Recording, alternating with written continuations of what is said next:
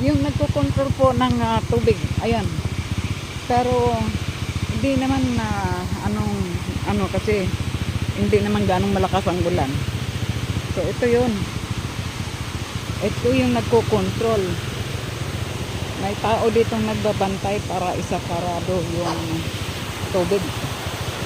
So pag itong minsan nasa baba ito nadadaanan ko basta papunta doon Kaso sa ngayon hindi kasi medyo tumaas ang tubig dahil sa ulan. Ito na yon. Ito yung dam na nagkukontrol ng tubig papunta doon sa irrigated na basak. Yung palayan. Yan. So katapat niyan, ito yung chapel ng Fatima.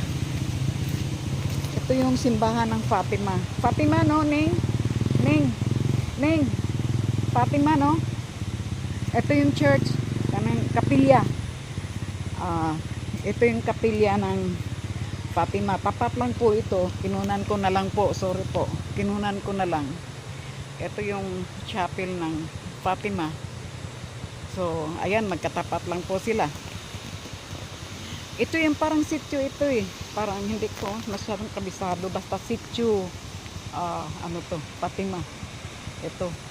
Hindi ako masyadong nagpupunta dito kasi medyo takot ako. Pero maraming tao po dyan. Ang daming bahay. Ayan po. Kita nyo?